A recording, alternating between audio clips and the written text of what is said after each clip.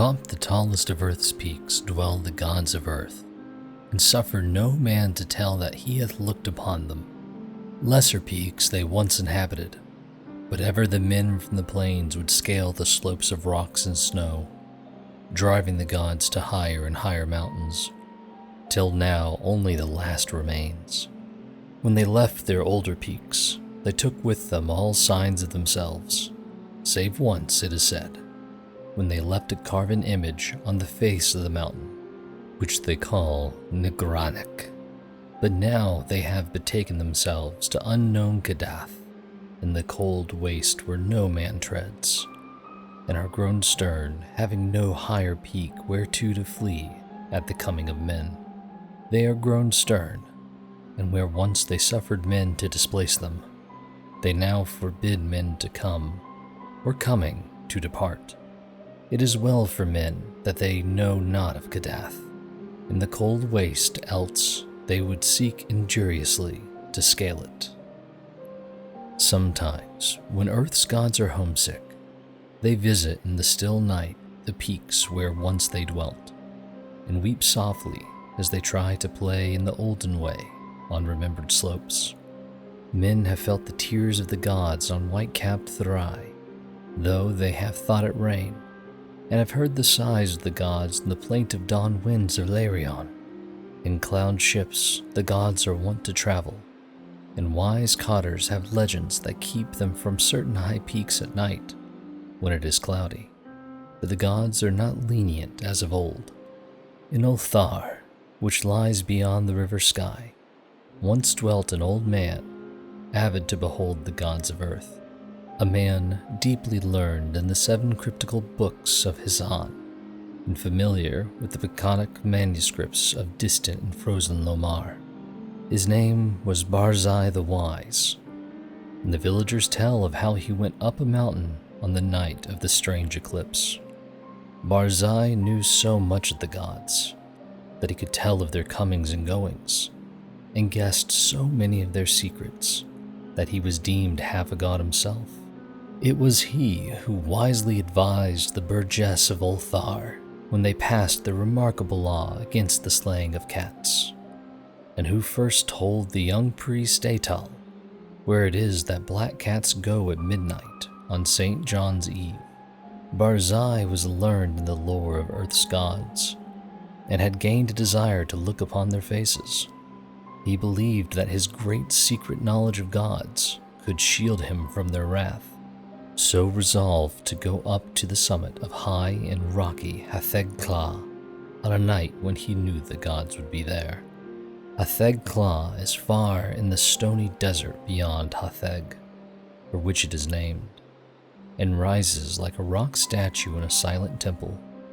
Around its peaks the mists play always mournfully, for mists are the memories of the gods, and the gods loved Hatheg Kla when they dwelt upon it in the old days. Often the gods of earth visit Hatheg Kla in their ships of cloud, casting pale vapors over the slopes as they dance reminiscently on the summit under a clear moon. The villagers of Hatheg say it is ill to climb Hatheg Kla at any time, and deadly to climb it by night when pale vapors hide the summit and the moon. But Barzai heeded them not when he came from neighboring Ulthar with the young priest Atal, who was his disciple. Atal was only the son of an innkeeper, and was sometimes afraid, but Barzai's father had been a landgrave who dwelt in an ancient castle, so he had no common superstition in his blood, and only laughed at the fearful cotters.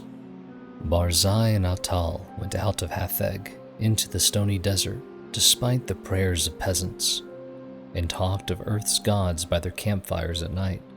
Many days they traveled, and from afar saw lofty Hatheg Kla with his aureole of mournful mist.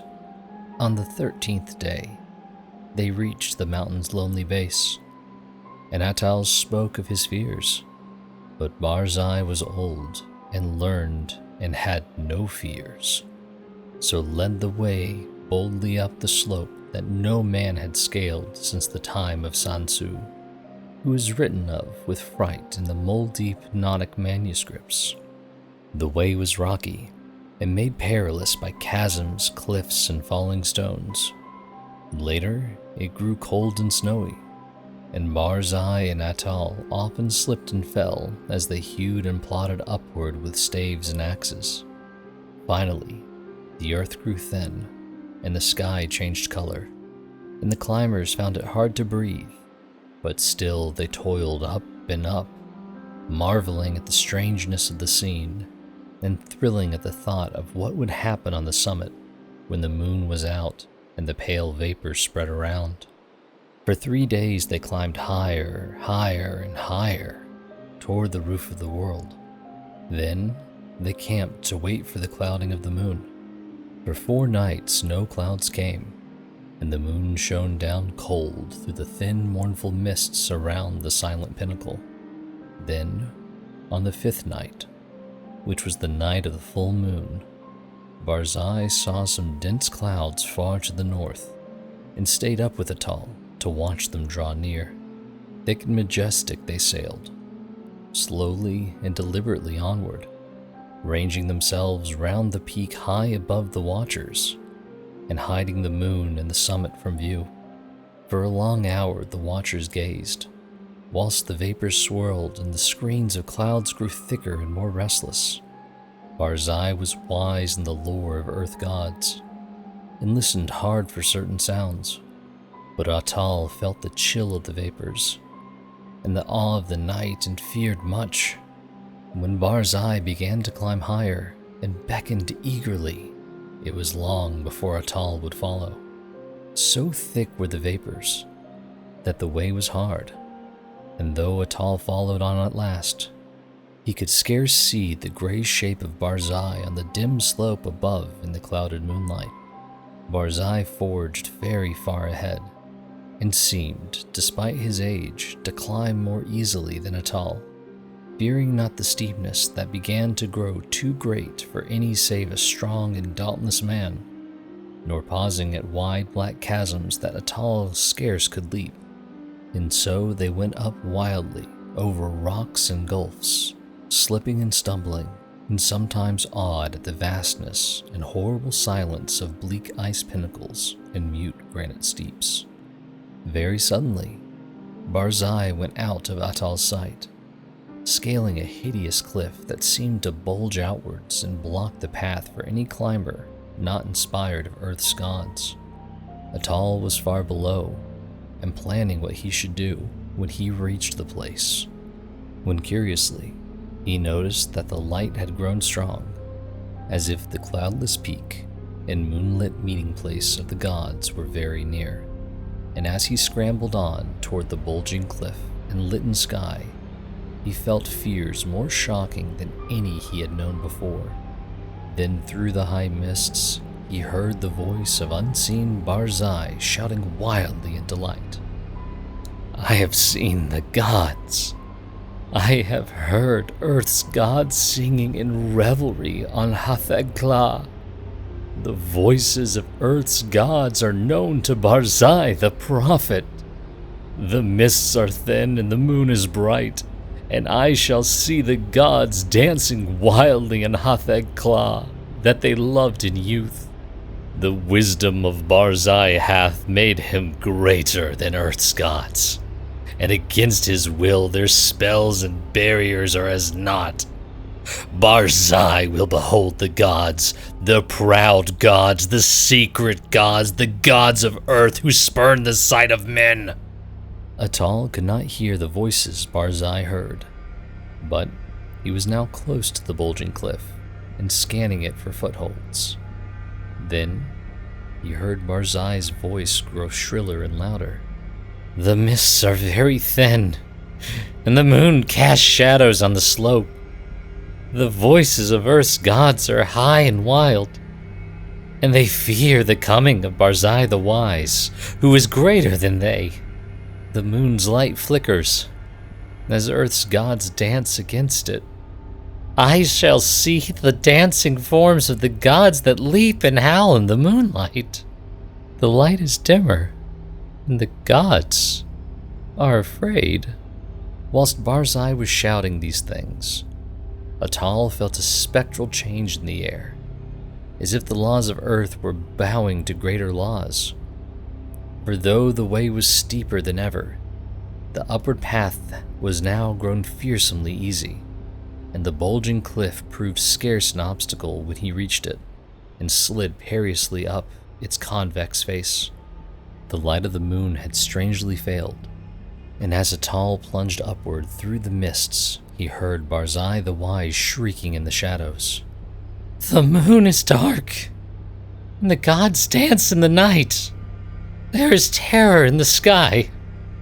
For upon the moon hath sunk an eclipse foretold in no books of men or of earth's gods.